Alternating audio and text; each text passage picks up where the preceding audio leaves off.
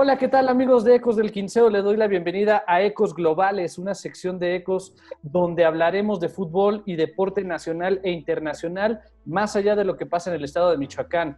Platicaremos a profundidad con expertos del deporte que han estado en la cancha o detrás de un escritorio para ofrecer un panorama más amplio, más íntimo de lo que sucede alrededor del deporte. En el programa del día de hoy, nuestro quinto programa afortunadamente, me acompaña mi compañero Enrique Sosa, historiador de profesión y apasionado del fútbol. Bienvenido, Enrique, muchas gracias por estar el día de hoy con nosotros. ¿Qué tal, José Manuel? Un gusto saludarte a ti y al profesor Héctor. Pues un gusto estar acá en el quinto programa, no hay quinto malo, dicen por ahí, y esperamos aportar mucho a lo que es Ecos Globales y darnos una idea, ¿no?, de lo que es trabajar como director técnico con el profesor. Muchísimas gracias, Enrique. Hoy nuestro quinto programa, como bien dice Enrique, tenemos el gusto y el honor de recibir a una persona nacida en Uruapan, Michoacán. Formó una carrera como futbolista profesional, jugó en Atlas, donde fue 4 años capitán del equipo, aparte el equipo de sus amores, jugó en Cobras de Ciudad Juárez, en Puebla, en Correcaminos, Toluca y finalmente compartió cancha con Michel, Hugo Sánchez y Butragueño en aquel histórico Celaya, donde esperemos nos pueda contar alguna de sus anécdotas. Como director técnico ha dirigido equipos como Querétaro, donde logró el ascenso a Primera División y que gracias a ellos es donde están ahora mismo. Atlas, Irapuato, UDG, Lobos Buap, Mérida, Cimarrones y Loros de Colima, quien fue su último equipo donde pudo estar dirigiendo. Bueno, pues ni más ni menos tenemos al profesor Héctor Medrano Abad. Profesor, muchas gracias, bienvenido.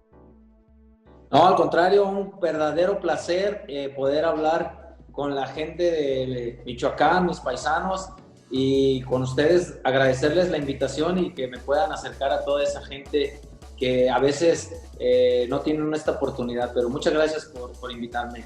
No, profesor, al contrario, los agradecidos somos nosotros, le damos la bienvenida, siéntase como en casa, platíquenos y quisiéramos iniciar con esta parte de su trayectoria ya final como futbolista, esta parte, pues digamos, de fortuna, ¿no? De poder compartir vestidor con 3 monstruos del fútbol mundial, no nada más de España, sino de fútbol mundial como Butragueño, Michel y Hugo Sánchez. Profesor, ¿cómo fue esta situación? ¿Cómo vivió este proceso con ellos? Pues fíjate que fue algo muy bonito y como bien dices, yo no jamás esperé que pudiera compartir cancha. Un dato muy curioso, como dices, cuando yo escucho en el draft que yo voy al Atlético Celaya, yo decía, al Atlético Celaya, no inventes, como que dice uno, no, ¿cómo? Pudiendo yo ir, o sea, yo tenía para pues, otras ofertas, y, o sea, sin menospreciar, ¿verdad? Pero cuando empiezo a ver con qué gente se iba a armar el Atlético Celaya y empiezo a escuchar que Butragueño y empiezo a escuchar que Hugo Sánchez, que Michel, dije, ¿será verdad esto? Porque estás hablando de 3 monstruos, como bien lo dijiste, y que pues, a nivel mundial y que venían de la Casa Blanca de Madrid, que era pues, el Real Madrid, que yo los había visto en la tele, o sea, yo me acuerdo cuando prendía la televisión para ver a Hugo Sánchez, y que ya fueran a ser compañeros míos, como que yo no lo voy a creer hasta que no lo vea, hasta que no estén ahí. Y llegué con una ilusión muy grande a Celaya. Entonces, cuando veo que se hace realidad, pues imagínate que compartir con alguien como Hugo Sánchez, en este caso, que yo lo veía en la tele, y que ya tenerlo como compañero, compartir vestidor, hotel, concentraciones, un monstruo, como le decían a Emilio el Nene Consentido del Bernabéu. O sea, hablas de gente... pues la verdad que son cosas que hay muchas cosas que yo le agradezco al fútbol, pero esta es una de ellas. O sea, el haber compartido con esta gente es algo que no tiene precio y no tiene nombre. La verdad, de verdad que la pasé muy bien. Oiga, profe, y por ejemplo, más allá de lo que ya conocemos, creo que la mayoría del buen juego, el buen trato a la pelota que tenían estas 3 figuras, como personas, ¿cómo eran ellos? O sea, la calidad humana, porque bueno, al menos Butragueño, que ya lo tenemos en una parte directiva ahorita en el Real Madrid, o Michel, que ya vino a dirigir, o conocemos a Hugo Sánchez a veces con ese peculiar estilo y ese ego renombrado que lo caracteriza, pero más allá de eso, Butragueño me parece que un caballero, ¿no? Ante todo. Fíjate que sí, realmente es esa su personalidad, siempre un caballero tanto dentro y fuera de las canchas. Pero los 3 y me falta todavía otro, Martín Vázquez. Te acordarás que Martín Vázquez también vino para acá. Cierto. Pero todos ellos, y eso es lo que a mí he transmitido en mis equipos cuando he tenido mi equipo y que dirijo a los muchachos o dirijo gente grande. Después platicaremos. A mí me tocó dirigir a Cuauhtémoc Blanco, el ahora gobernador de Cuernavaca, lo tuve en Lobos WAP.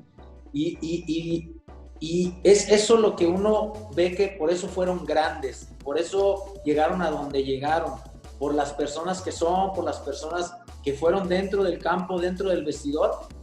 Esa vez ahí está la diferencia de por qué llegaron tan alto. Entonces, de verdad que como buenos jugadores, así también eran como personas, a pesar de que Hugo, todos lo conocemos, Hugo siempre quería ser el número uno, Hugo siempre quería aparecer en todo, pero yo creo que si Hugo no hubiese sido así, Hugo no hubiera llegado. Hubo muchos que regresaron de España o fueron a otro lugar y no triunfaron como él.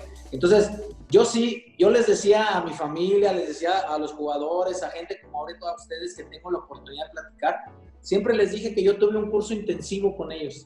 Hay muchas cosas que yo hago en mis equipos que aprendí con ellos. Entonces, sí, yo agradezco al fútbol el que los haya puesto en mi camino. Sí, profesor, yo por ahí le quería preguntar referente a este tema.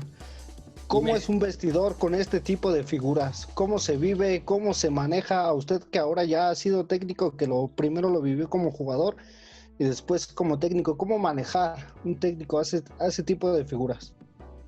Fíjate que como técnico es muy fácil, porque yo les digo, mucha gente cree que es complicado por como de repente son ellos o que de repente quizás tengan algunos privilegios.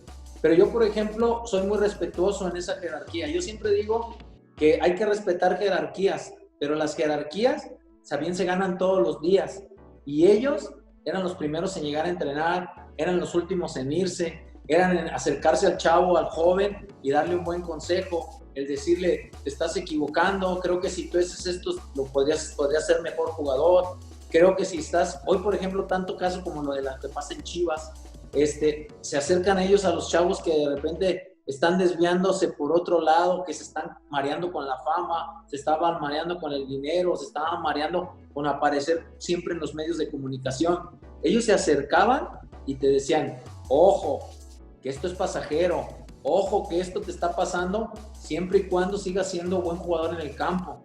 Entonces, ellos tenían ese tipo de cosas, entonces era muy fácil, de verdad, tanto como compañero, como cuando te toca dirigirlos, que en este caso a mí me tocó a Cuauhtémoc Blanco. De verdad, una sorpresa muy grata tener a Cuauhtémoc Blanco, la verdad. Oiga, profe, y en este mismo sentido en el que estamos hablando de estas figuras y de lo que representan, de cómo trabajan, le tengo dos preguntitas ahí. La primera sería, ¿con quién podría comparar esa mentalidad de Hugo Sánchez actualmente? ¿Existe verdaderamente algún jugador que usted le vea potencial? Por ahí se habla de Macías, por ahí se habla de este jugador del América, se me fue el nombre ahorita. Córdoba, exacto, gracias.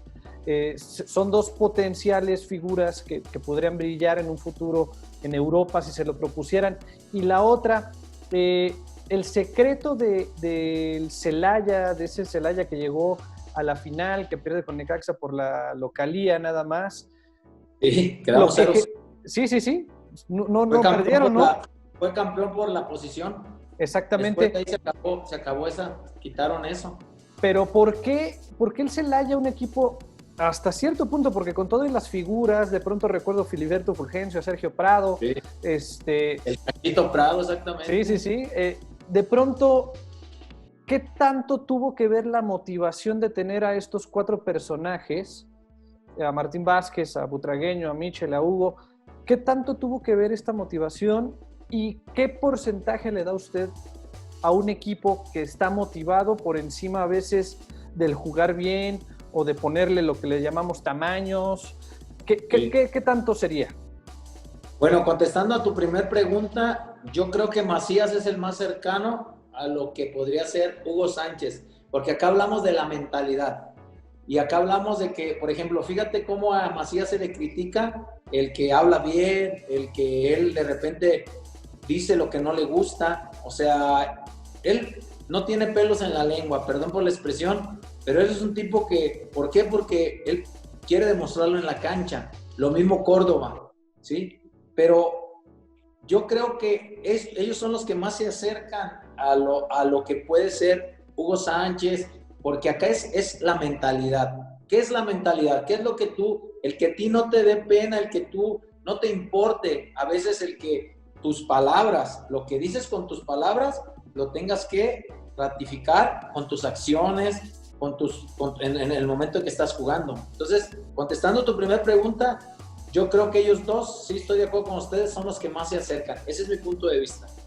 En cuanto a la segunda, yo creo que un 70 a un 80% la mentalidad que tenían ellos, porque ellos nos arrastraban, es lo que yo te decía. Ellos no se permitían, eran los primeros en llegar, entrenaban bien, viajaban bien, no se daban aires de divos, de que de repente pidieran cosas especiales, no, se concentraban de la misma forma, llegaban al mismo hotel, tenían las mismas habitaciones, comían a la misma hora, que de repente ves eso, que es lo que desubica a muchos, o sea, muchos que no comen o comen cosas especiales, no comen lo mismo que el grupo, entonces ellos no tenían eso. Entonces imagínate tú que yo verlo a Hugo, ver a Butragueño, ver a Vázquez, ver a Michel, que siendo ya haber jugado Champions League, haber jugado, entonces dices, son los primeros en llegar y imponer la muestra, yo tengo que seguirlos, o sea, yo tenía que seguimos ese ejemplo.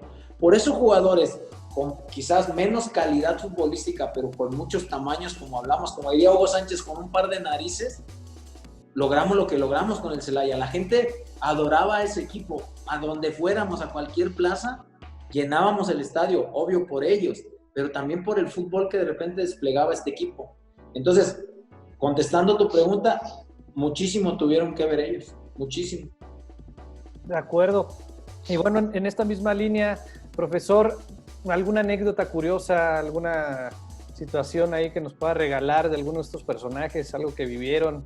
Algo que Mira, te voy a platicar una que de repente íbamos al último, que es cuando se retira ya Hugo Sánchez.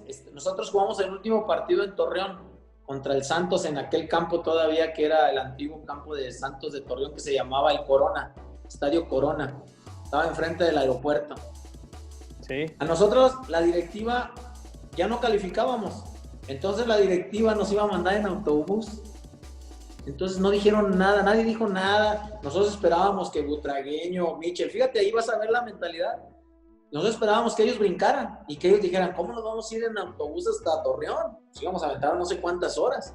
Último partido, yo dije, nadie dijo nada. Entonces nos citaban en el Miguel Alemán, de ahí salía el autobús para viajar. Pues resulta que esto, sin decir nada, ni decirle a la directiva, ya habían rentado el avión para llevarnos. Ellos habían puesto dinero, Butragueño, Michel, Hugo Sánchez, habían pagado el avión para viajar en avión charter directo a Torreón. Cuando la directiva se entera, le pidieron a ellos que por favor no lo hiciéramos público, porque pues imagínate cómo los iban a matar. Entonces ellos dijeron, no hay problema. El dinero estaba puesto antes de viajar, les los regresaban, porque ellos ya habían pagado el vuelo. Y nunca dijeron nada, te digo, porque a nosotros nos había extrañado, pero no, llegamos en charter a Torreón. Esa fue de unas de las que dices, imagínate. La decencia y la educación que tienen Así estos es. tipos, ¿eh? Porque Así además es. igual se lo hubieran callado sin que dijera nada la directiva, ¿no? Sí. No ellos no iban a decir nada, simplemente no iban a aceptar que nos fuéramos en autobús. Es más, pero ellos lo iban a pagar. Supongo que ni siquiera se iban a enterar ustedes de que ellos lo habían pagado. Así es. Nos enteramos porque de repente que la directiva empezó, ya sabes, empieza a escuchar cosas. Nosotros decíamos, ¿qué pasa? Pues pasaba eso, que en lugar del camión ir rumbo a Torreón en carretera, iba rumbo al aeropuerto. ¿Cómo se desvió? No, pues era porque estos ya tenían pagado el avión. Eso pasó, eso me acuerdo mucho de esa vez. Perfecto. ¿Tienes alguna pregunta, Enrique, o me la aviento? Referente a eso, me gustaría preguntarle al profesor, ¿cuál es el momento a él que lo lleva a prepararse como técnico, ¿no? Si bien ya después deja su carrera como jugador, él cómo da el paso como técnico. Le ha tocado hacerlo como lo hacen muchos jugadores hoy en día, que mientras son profesionales lo desarrollan o estudian esa carrera, o fue un proceso después para el profesor? ¿Cómo se vincula, no? Me gustaría saber cuál fue el proceso para el profesor Medrano. Profe, pero antes de eso, deme un momentito. Tengo una pregunta más ya para cerrar el tema del Celaya. Un consejo que usted se acuerde de los 4 o de 2 o pero un consejo o unos consejos que se le quedaron grabados, que hasta la fecha lo vinculamos ya con lo de los entrenamientos, con la parte de ser director técnico. Ok. Pero un consejo, palabras textuales de ellos. Cuando Emilio Butragueño me decía que era muy difícil Hugo Sánchez en el vestidor y ellos no les importaba que Hugo Sánchez, por ejemplo, ganaban un partido y el primero en salir era Hugo Sánchez a las entrevistas y a decir que por él ganaban, porque él hacía los goles. Entonces, Butragueño a mí me dijo, acá los mexicanos lo toman diferente. Te voy a decir por qué, me decía. Nosotros sabíamos que no teníamos un jugador como Hugo Sánchez. Necesitábamos a Hugo Sánchez, porque cuando los momentos complicados aparecía Hugo Sánchez y metía una chilena, metía un gol increíble y nos pasaba a la siguiente fase. A nosotros no nos importaba, dice, si teníamos en mejor posición, se la pasábamos a Hugo para que Hugo resolviera. Acá los mexicanos tienes en mejor posición al compañero y como te cae mal, prefieres tirarla afuera, tirarla arriba, volarla, dársela al portero y no saben que se están perjudicando ustedes mismos. Dice, nosotros sabíamos que aunque le diéramos la pelota a Hugo y Hugo metiera el gol, sabíamos que Hugo iba a ir a decir o a salir en las páginas y todo, pero a nosotros no nos importaba porque igual nosotros pasábamos a la siguiente fase de Champions o nos hacía campeones y ganábamos todos porque todos íbamos en el paquete, decía. Entonces me quedó tan grabado eso a mí que lo anoté, no solo me lo quedó grabado, lo anoté. Y eso lo transferí, o lo fui llevando a mis equipos de decir, es verdad, o sea, tú a veces te molestas porque aparece el que hizo los goles y no apareces tú que me platicabas hace rato que eras contención, pero tú eras goleador, pero había veces que yo terminé en el Puebla de contención con Poncho Sosa de compañero y a veces no aparecíamos, pero aparecían otros y decíamos, pero no importa, o sea, calificábamos con el Puebla o pasábamos a la siguiente fase. Eso se me quedó muy grabado, son cosas que yo llevo en mis equipos, lo hago en mis equipos. De acuerdo, muchas gracias. Y pues sí es triste saber que afuera de México damos esta imagen de que nos metemos el pie unos a otros, ¿no? Eso es lo que deberíamos de cambiar, esa mentalidad tan triste, porque es verdad, profesor, pues digo, al final sí es algo característico en muchos sentidos de nuestra cultura mexicana, ¿no? Al que le va bien, hay que bajarlo, porque no puede ser mejor que yo, y no se entiende esta labor de equipo muchas veces. Triste, pero cierto, triste, pero cierto. Esa es la verdad, y yo trato de que eso se quite en mis equipos, o sea, todos son importantes, y yo, por ejemplo, manejo que mis equipos no son suplentes los que están en la banca, son soluciones, y es la verdad, te lo voy a decir por qué. Porque antes de ir a un partido, te escuché ahora con lo del Morelia, que tienes que estudiar al rival y tienes que saber qué se te puede presentar en el partido, qué adversidades puedes encontrar y tú dices, yo tengo la solución en el banco, yo voy a traer la solución del banco. Yo inicio con un equipo creyendo que ese equipo puede darme el que puede ir ganando, pero si no, tengo la solución en el banco, porque si no lo piensas así, entonces dices, se te complicó el partido, pero entonces dices tú, yo no pensé, yo no creí que esa palabra a mí no me gusta, y dices, entonces, ¿qué estabas pensando? Entonces, son soluciones, son cosas que yo siempre hablo en mis equipos. Claro, y al final, pues es parte de lo mismo, ¿no? El estar pensando siempre diferentes aspectos del juego, cómo te puede ir, si vas ganando, si vas perdiendo, si vas empatando, si faltan 10 minutos, 15, 20. Exactamente. Uno te expulsan. Se tiene que trabajar todo eso en la semana y siempre debe de ser así.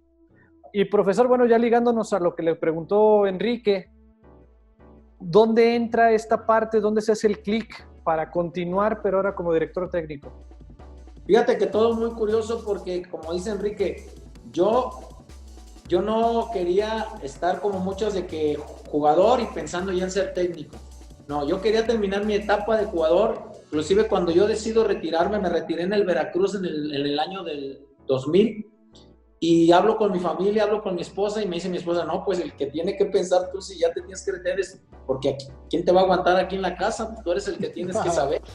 Entonces, es verdad, yo analizo y digo, me quiero retirar porque yo quiero ser técnico, pero tengo que estudiar. Entonces, yo me meto al ENDIT, lo estudié en León, en el Campus León, y me meto a estudiar porque gracias al Platanito Hernández, que tú también lo conoces, José Manuel, me decía, es muy difícil que el jugador vuelva a las aulas, que quiera regresar al salón. Entonces, eso es lo más complicado cuando uno se retira para ser técnico. Entonces, yo la tenía bien clara, yo quería ser entrenador, y entrenador lo más pronto posible, pero yo sabía que necesitaba el título. Entonces, me puse a estudiar, pero fíjate, bien curioso, cuando yo estaba estudiando, me invitan a una famosa copa que se llamaba la Copa Telmex, y allí empiezo a dirigir. Y después, ya en el segundo o tercer módulo, dirijo un equipo de la Universidad Cuauhtémoc, de tercera división, y ahí empieza mi trajín de técnico. Yo todavía no terminaba de titularme cuando yo ya había dirigido a la Universidad Cuauhtémoc en tercera división profesional. Pero yo sí quería prepararme para ser técnico. Entonces, creo yo que el que tengas las cosas claras, el que sepas que ya se terminó tu carrera de jugador, entonces iniciar otra, pero también iniciarla bien, que te prepares, que cumplas al menos con los requisitos de tener el ENDIT, que es lo que te piden. Entonces, creo yo que fui un afortunado porque terminando el ENDIT, yo fui campeón de tercera división con la Universidad Cuauhtémoc. Ascendí a la Cuauhtémoc de tercera a segunda división. Eso iba a comentarle, ascendió a la Universidad Cuauhtémoc, también ascendió de segunda división a primera división. ¿A quién fue? Estuve a Loros de Colima. A Loros, así es. Sí. Y dos veces, con el Premier. Exactamente. Y luego el mayor logro también en parte en su carrera fue ascender a Querétaro, ¿no? 2009, de Querétaro a primera división. Así ahí es. Lo regresé a primera división. Sí. Y a ver, cuéntenos esa experiencia y si la puede ligar un poquito con lo que se vive actualmente de Atlético Morelia. Pues mira, este equipo cuando desciende el Querétaro, los Gallos Blancos, ya había pasado por ahí Pepe Mata, que Pepe Mata creo que estuvo ahí en Fuerzas Básicas de Morelia, ya había pasado por ahí el Güero Saldívar, en paz descanse. Entonces, yo cuando dirigía en segunda división, me llamaron para quedarme con este equipo. Entonces me dice bien curioso la directiva, me interesa que me digas cuántos se quedan del equipo actual. Y les dije que se quedaban 3 nada más. Se sorprendieron porque entre esos jugadores estaba Nurce, que supuestamente Nurce era figura ahí y tenía contrato. Entonces yo le dije, ninguno. Se queda Marco Jiménez, se queda el Mago González y se quedaba Mares, una contención que estaba ahí en ese tiempo. Los demás, fuera. Vamos a ir a traer. Aparte te voy a decir algo. Acababan de descender y les surgía regresar, entonces yo te llevaba chequera abierta. Entonces yo iba a ir a contratar lo que me sentía en el draft como amo y señor. ¿Y cuántas trabas? ¿Cuántas trabas le puso Jorge Gutiérrez? No, ¿trabas? Ninguna. No, ese Jorge Gutiérrez. No, de repente sí lloraban de que si era mucho. No, pero bien, no. No, Jorge fue muy importante en ese armado del equipo también. Porque mira, traer a Mauro Guerra, que venía de Dorados y que venía de hacer un gol. Entonces, traer a Mauro Guerra, traer a Nachito González, que ahora figura en el León, pero nadie lo quería, Nachito González. O sea, trajimos a Díaz de León, de un portero que venía de los Tigres Mochis, algo así se llamaba el equipo. Entonces, armé todo un equipo, ¿sí? Pero yo sabía que este equipo tenía que ser armado para ascender. Si yo fracasaba, no solo en el primer torneo, porque, por ejemplo, yo sabía que yo me jugaba cada 8 días mi cabeza. Y sin embargo, creo que armé un buen equipo, no me equivoqué, tan es así que termino con el campeonato. Primero, gano la final a Irapuato, que eso me da el pase para jugar ya la final. Entonces, ¿qué similitudes tienes, como me dices, con este Morelia? Que yo estoy seguro que tú analizas en esta liga de expansión y nadie tiene la infraestructura que tiene Morelia, porque Morelia hasta hace unos meses era equipo de primera división. Y te voy a decir más, porque lo dije estando en primera, porque yo fui a jugar contra Morelia en segunda con Premier, que las dirigía Gastón Obledo, y era una mesa de billar el estadio. Era una mesa, es la mejor cancha de México, la de Morelia. Entonces, tienes toda esa infraestructura. Hoy que estás en expansión, este equipo, para mí es el equipo a vencer, el de Morelia, el Atlético Morelia. Entonces, yo esas similitudes encuentro, porque por la infraestructura, por la gente que llegó, en este caso Higuera, que es un tipo ganador, es un tipo inteligente. Creo, para mí, yo te escuchaba ustedes en una entrevista, decían que el plantel no era no, para mí es un buen plantel, que tú analizas y puedes pelearle a cualquier equipo de la expansión. Ese es mi punto de vista y según mi experiencia, oye, tienes jugadores de muy buena calidad. Entonces, yo encuentro esa similitud. De acuerdo. Profesor, me gustaría preguntarle en este caso, ¿cuál es la importancia, por ejemplo, en este caso de su proyecto con Querétaro? ¿Qué fue lo que lo llevó a ascender a este equipo a la primera división? Y no fue fácil, porque fueron en el Clausura 2009, usted sale campeón enfrentando a Mérida, ¿no? Que es cuando lleva al equipo a primera división. Exactamente. ¿Y cómo es ese paso suyo en primera división, no? Porque me imagino que usted como técnico, un sueño de los importantes es estar ahí, ¿no? Entre los 18 equipos de la Liga Mexicana, ¿no? Pues mira, fue un camino muy largo y fue un camino muy complicado, pero cuando logras convencer a los jugadores de lo que tú pretendes y que los jugadores el día a día se dan cuenta que en verdad está siendo congruente con lo que les digo y con lo que hacíamos, el jugador llega un momento en que se convence. Llega un momento en que yo les decía, porque había muchas cosas, ese momento de que íbamos a jugar, íbamos a cerrar fuera, en Mérida, a 3 de la tarde, o sea, había muchos mitos. Entonces yo les decía, nosotros estamos físicamente bien, traemos un gol de ventaja porque habíamos ganado 2-1 en la Corregidora. Ellos no esperaban ganar. Yo esperaba al Tijuana, porque ellos le ganaron a Tijuana allá. Entonces ellos no esperaban, te voy a decir por qué no esperaban. Ahí cuentan muchas cosas, me refiero, ahí entra lo anímico, lo mental. Fíjate, te voy a decir por qué. Muchos jugadores de Mérida, y ese equipo lo dirigía David Patiño, muchos jugadores cuando viajaron a Tijuana ya tenían sus boletos de regreso, pero para sus ciudades donde cada uno vivía. Hace cuenta, X jugador bien Guadalajara tenía su boleto de regreso de Tijuana a Guadalajara. Patiño, un ejemplo, Patiño ya tenía para irse a México. No pensaban regresar a la final.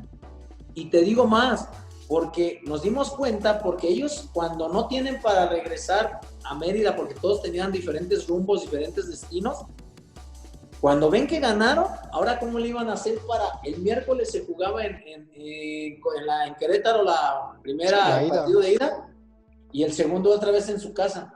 Hubo jugadores que hasta el martes cayeron allá en Querétaro y yo dije, estos son míos, porque ellos no esperaban y eso se lo fui metiendo al equipo y tan es así que yo pude haber definido en el último partido, en la última jugada de piña para no ir a penales, pero todo el partido después fue todo de nosotros. Entonces, esas cosas cuentan mucho, o sea, tienes que tener a tu equipo bien metido y bien mentalizado de que, yo le decía a mi equipo, fíjate, y había gente que me decía, es que les metes mucha presión. Un directivo me dijo, les metes mucha presión porque les dije, si no ascendemos hoy no vamos a volver nunca, o sea, no se van a acordar de nosotros nunca. Y no es que sea presión, es que es la verdad. Y muchas veces, hoy en el fútbol actual pasa eso. No le quieren tirar la responsabilidad al jugador. El jugador se lava muy fácil las manos. Y yo creo que ese es un problema muy grande en el fútbol mexicano, ahorita, en este momento, ¿no? Sí, que falta compromiso, ¿no? Que falta la verdad, sí, poner menos atención en la tele, en la imagen y más en lo que haces en la cancha, ¿no? Sí, profesionalismo, diría yo. Sí, al final profesionalismo, porque no valoran dónde están parados, donde muchos quisiéramos haber estado, ¿no? Y yo creo que aparte de profesionalismo, yo le pondría pasión, amor a lo que haces, porque tú, José Manuel, como bien dices, tú que no hubieras dado porque te dieran esa oportunidad. Y sí, podemos ser muy románticos, pero es la verdad, es así, o sea, había pasión, había ganas, había eso. Tú no preguntaste ni te dijeron, ¿cuánto vas a ganar? ¿Cuánto me vas a dar por...? No, si a ti te decían, hoy vas a debutar, no, hombre, ¿a qué horas me presento? La verdad. Sí. Y eso hoy no lo ves, pero también pasa por el entrenador, por los directivos, o sea, nosotros somos culpables también de eso, porque llega un momento en que tú dices que tu jugador es indispensable o tal o cual jugador es indispensable. En el fútbol no hay indispensables. Hoy tú estás viviendo con Messi, hoy lo estamos viendo y dices, entonces, hoy por ejemplo, fíjate nada más, hoy por ejemplo la institución pasa a segundo término, pesa más Messi que entonces que el Barcelona. Porque si no es Messi, entonces Barcelona, ¿qué está vendiendo? Estás mandando ese mensaje, eso lo veo, eso lo pienso yo. Entonces, esto pasa igual. Ahorita los jugadores, muy fácil, ahorita lo que pasó con Chivas, muy fácil se les hace perdonar una indisciplina. Y en el fútbol, como en tu trabajo, en lo que nos dedicamos, la disciplina es lo más importante. Tú llegas tarde a tu trabajo y te quitan o te rebajan. Es lo mismo acá.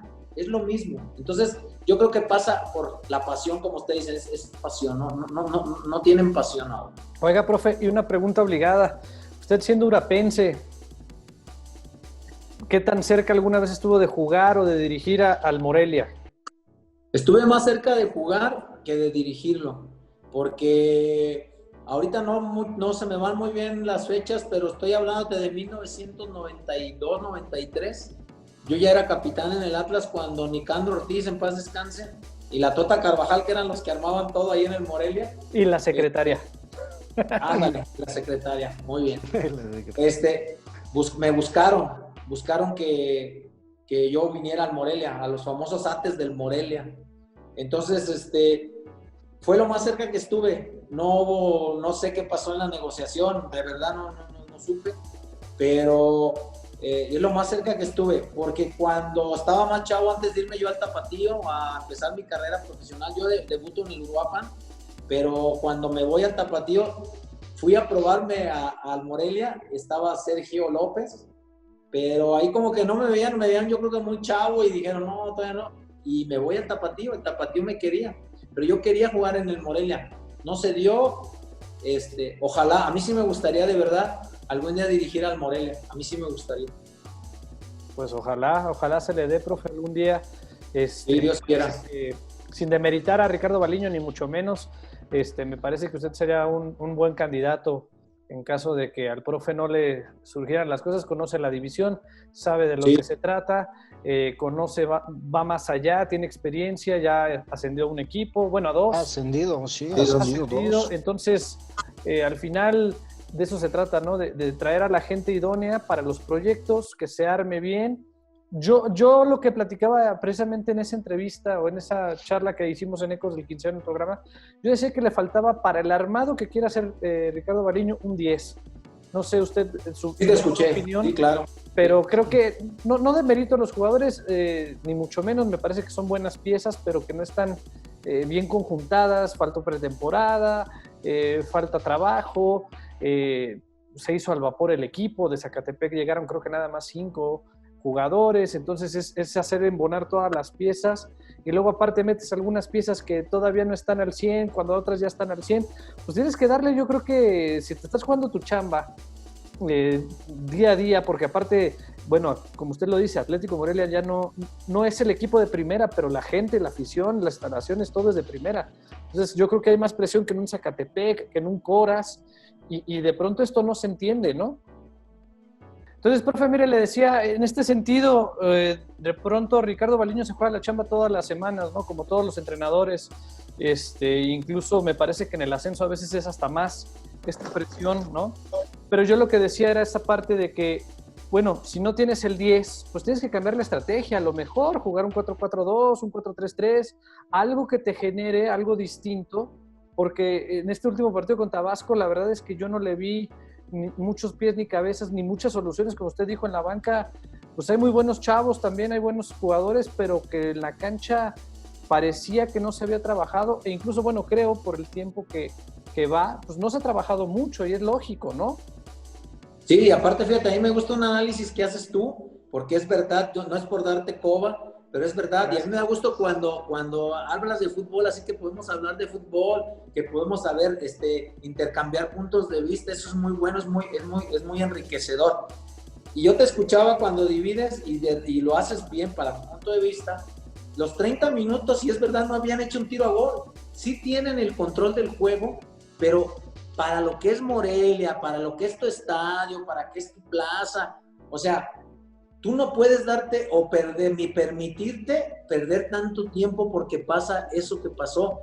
El rival va creciendo, No sabemos si también Pumas le quiso dejar la pelota, porque podríamos pensar también así.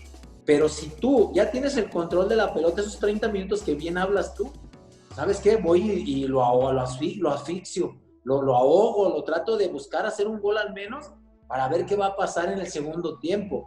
O sea, es lo que hablábamos hace rato en las entrevistas. Tú tienes que tener una estrategia de juego, tú tienes que saber, si yo al minuto 30, siendo local, no voy ganando, voy a hacer esto. Si yo voy perdiendo, voy a hacer esto. Si voy empatando, y depende cómo vaya empatando, también voy a hacer esto. O sea, es ahí donde se nos tiene que cuestionar a los entrenadores, ¿por qué no hiciste esto? O sea, ¿por qué no, lo que bien hablas ahorita, por qué no moviste, por qué no cambiaste algo? Eso es muy bueno y es por parte de ustedes. A mí, por ejemplo, me gusta que de repente en las ruedas de prensa me digan, ¿por qué hiciste este cambio? ¿Qué intentaste con esto? Esas preguntas a mí me gustan. Entonces, cuando escuché tu análisis, me parece que es algo que realmente se debe de agradecer. Yo te escucho, yo siendo Baliño, y digo, déjame ver, tiene razón de lo que me está diciendo. Entonces voy y analizo y digo, ¿qué está pasando con mi equipo? Muchas gracias, ¿no? Digo, no esperaba una flor tan grande, profe, pero no, al final es eso. Yo también ahí comentaba, y hasta con mi compañero Eder Ávila, al que le mandamos un saludo, no congeniamos en que William Mejía, a mí se me había hecho de todos modos, pese al error en el gol, se me hizo uno de los mejores jugadores del partido junto con Zurita, aunque no tuvo mucha llegada, mandó dos muy buenos centros y bueno, al final los delanteros no supieron aprovecharlos.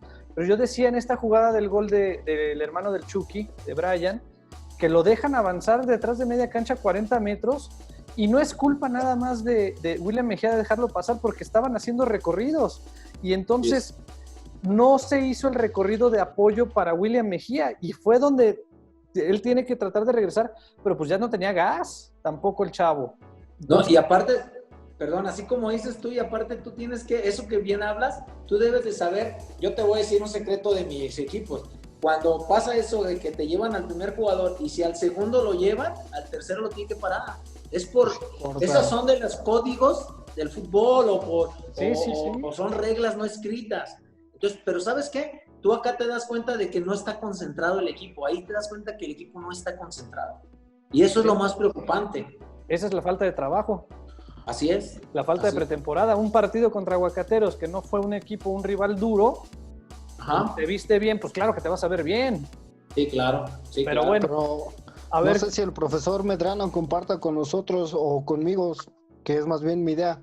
Profe, el profesor Baliño cuando hace su parado y trabaja se ve que ya tiene un plan y por lo regular en estos dos partidos se ha visto que cuando no le funciona o cuando va perdiendo cambia su parado, ¿no? Cambia de un 4-2-3-1 a un 4-4-2 y que resulta que el equipo se ve mejor, que el equipo es más contundente, que el equipo tiene más llegadas. Yo creo que lejos de sumarle que le hace falta un 10 difícil que se vea que llegue, más bien sería que Baliño trabajara en esas cuestiones, ¿no? Porque creo que el equipo, a no ser la opinión de ustedes, se ve mejor en un 4-4-2. Es que, ¿sabes qué? Que te voy a decir una cosa, aquí también, por eso cuando tú vas a llevar un técnico, o cuando tú, tú como tu proyecto de Atlético Morelia, ¿qué es lo que tú quieres? Yo quiero ser un equipo que es una obligación estar en los primeros lugares, es una obligación calificar y buscar campeonato. Entonces, tú tienes que saber qué vas a llevar, a qué voy. Con lo que bien dices tú de los parados. Baliño no juega con un 10. O sea, Baliño nunca va a jugar, sus equipos nunca jugó con el Mérida, dirigió mucho tiempo en Mérida y nunca va a jugar con un 10. Baliño no juega, el Baliño es un 4-4-2 que busca con 2 9 cuando es necesidad, lo que hablas al otro parado, pero yo que lo conozco, yo que lo he enfrentado, Ricardo es un tipo que busca mucho cuidar la pelota, no arriesgar la pelota, no buscar que de repente metas una pelota entre líneas, como bien hablamos, que si esa pelota entre líneas logra pasar, casi te vas a gol. Ellos no prefieren eso, ellos prefieren que si la va a arriesgar y se pierde la pelota, mejor la dure, la conserve, le des vuelta, que es lo que pasaron los primeros 30 minutos, como dice José Manuel. Pasearon la pelota, pero nunca fueron contundentes, nunca fueron verticales de decir voy a ir a meterle un pelotazo allá adelante, ¿no? Entonces, yo creo que más bien es los estilos. Y, por ejemplo, Baliño es más conservador, con todo respeto y con todo... O sea, que yo, por ejemplo, estoy jugando en Morelia, en un estadio como el Morelos, que es una cancha preciosa, que es cancha que pesa. Tú tienes que ir a asfixiar al rival, lo tienes que ahogar, lo tienes que cansar. Yo hablo siempre como en el box. No es lo mismo que un boxeador le metas un golpe en la quijada en el primer round a meterle ese mismo golpe en la quijada en el round 8 o 9, cuando el jugador ya está más, el boxeador está más desgastado. Entonces, no es lo mismo. Eso es lo que yo pongo de ejemplos y tú tienes que mandar ese mensaje a tus jugadores. O sea, tú no puedes venir a decir que por lo que pasó de la pandemia, que todos los equipos están igual. Entonces, tú tienes una ventaja de aprovechar esa localidad, aunque no esté yendo la gente, pero el estadio pesa, el Morelos pesa.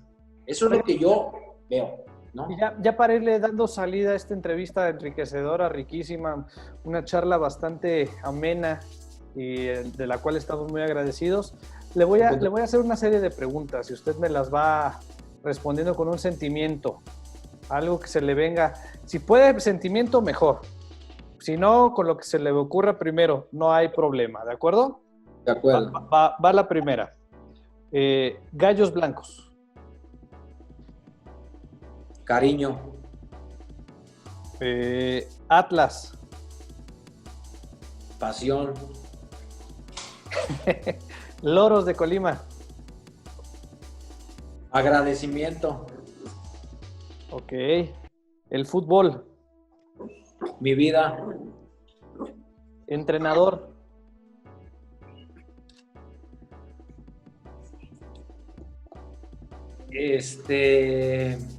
Digo, es que iba a decir una, Usted dígala. No, entrenador, pues, la profesión más linda. Celaya. Inolvidable. La final contra el Necaxa.